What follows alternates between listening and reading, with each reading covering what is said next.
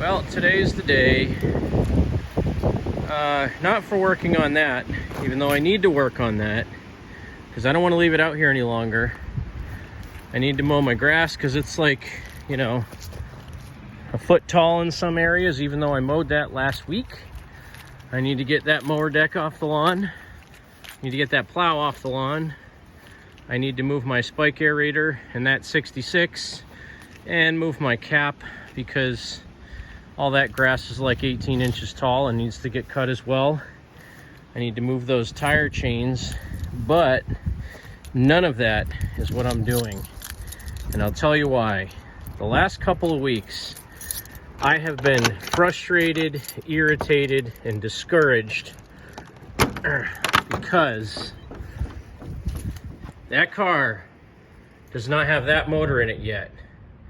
I told people I was going to get that motor in that car before snow flew last winter, and it did not happen. So rather than spend time working on tractors, working on front end loaders, mowing my grass or anything, I'm going to spend a good hour and a half working on this thing, because I know in that amount of time I can get the exhaust off the car, the carburetor off, the distributor off, the radiator out of the car, the electric fan off, most of the wiring disconnected, and get this thing ready to start pulling, because I want to put my new 350, backyard crummy kind of rebuilt 350, in this car and get it driving ASAP. It's still registered and insured, so I can drive it anytime, but I need to swap the motor. I need to do these seals on the transmission. I have to change the kingpin bolts and bushings in this side of the front axle, and put an emergency brake cable in it so I can get an inspection sticker so it's technically legal to drive on the road. But all of that stuff starts with taking off the exhaust, the carburetor, and all the stuff on the top of the motor so I can get ready to pull the engine out and pull the transmission and the drivetrain, the drive shaft out of it. So that's what I'm going to get started with. That's going to make me happy. So sorry, tractors, I'm pushing you guys outside for a little while so I can work on the car.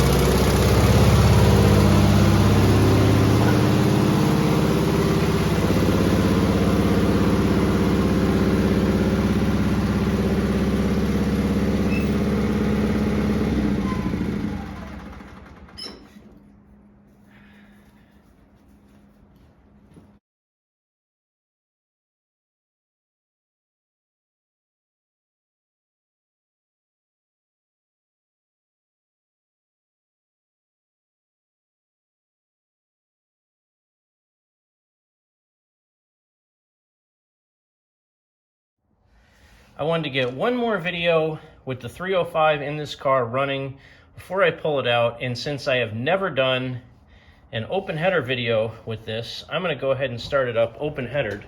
And actually, let me get a different angle here, because if I put the camera directly behind the header, it's going to sound so crappy, nobody's going to want to listen to it. So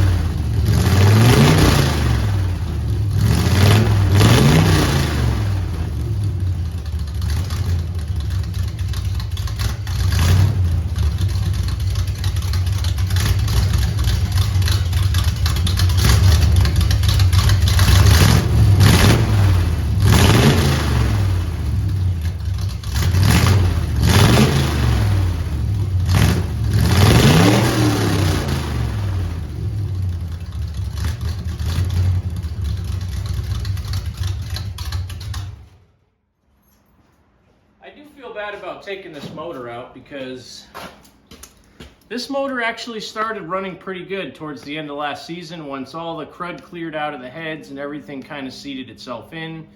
But bigger and better things. Well, that was probably the last run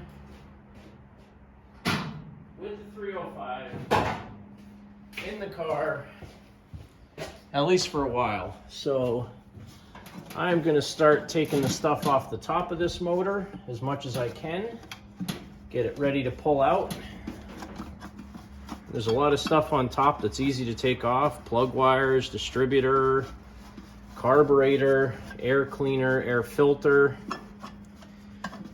So I'm going to do as much of that as I can. Oops, that didn't work as intended, but that's okay. Let's see here. Now, I spent a good amount of time getting this motor running as good as I did. Now, it's kind of a shame to pull it out. However, if you're not willing to give up on some things that you worked on, you'll never make room or time for better things. Taking out a 305, and I'm going to put in a much better 350. So again, carburetor and all that stuff's got to come out. Make way.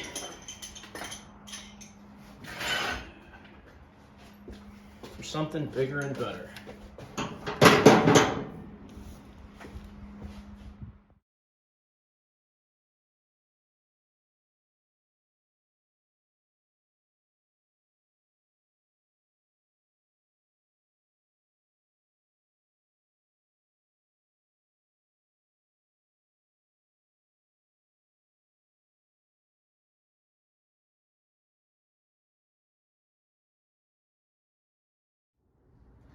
Well, I ended up doing a lot more than I planned on doing tonight. As you can see, everything is off the motor.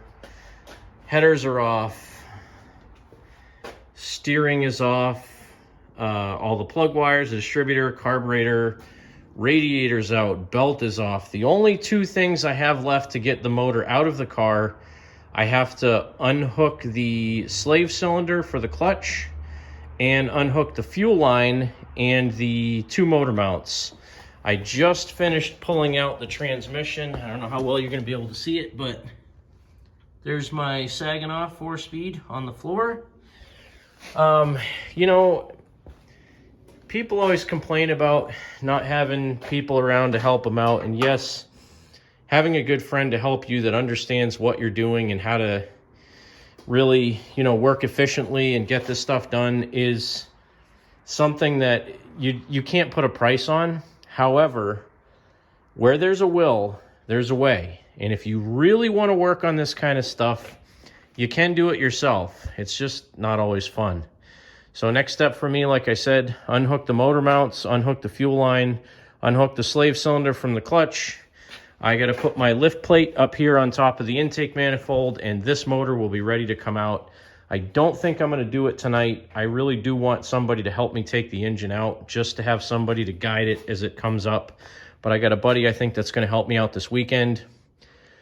That was pretty good thrash. I mean, I've been out here, I think, about 2.5 hours, and I went from a running car, you heard it a couple of minutes ago in the video, to just about ready to pull that motor out. And honestly, I probably could have done it a lot faster.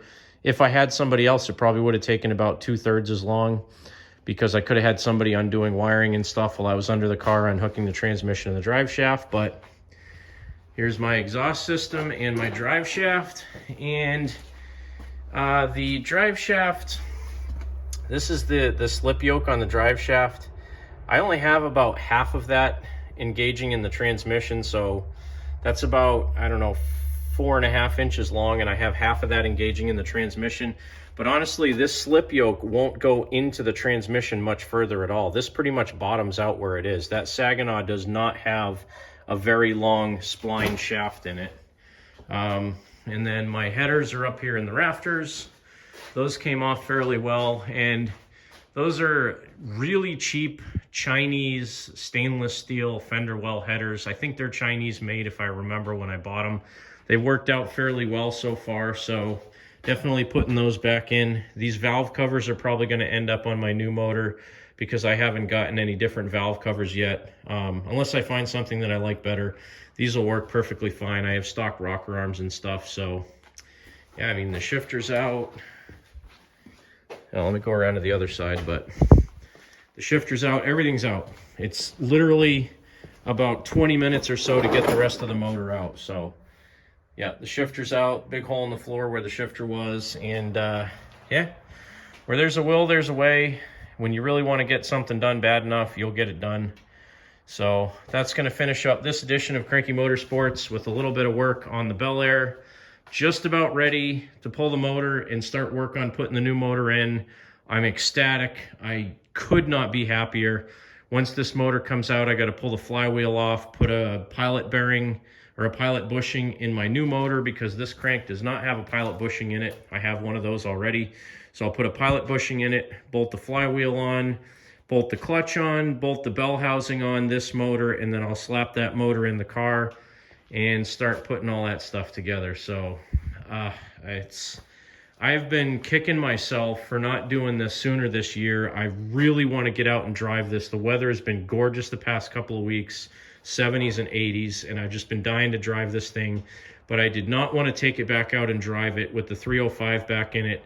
I wanted to clean up the other motor, put it in. I have a brand new aluminum radiator for this, and it's just going to be so much better. So thanks for watching this edition of Cranky Motorsports. I'm going to get this thing running soon. I'm starting to get cold, and it's about 7:30 at night. I got to pee, so I'm going to wrap this up, and I'll see you guys next time.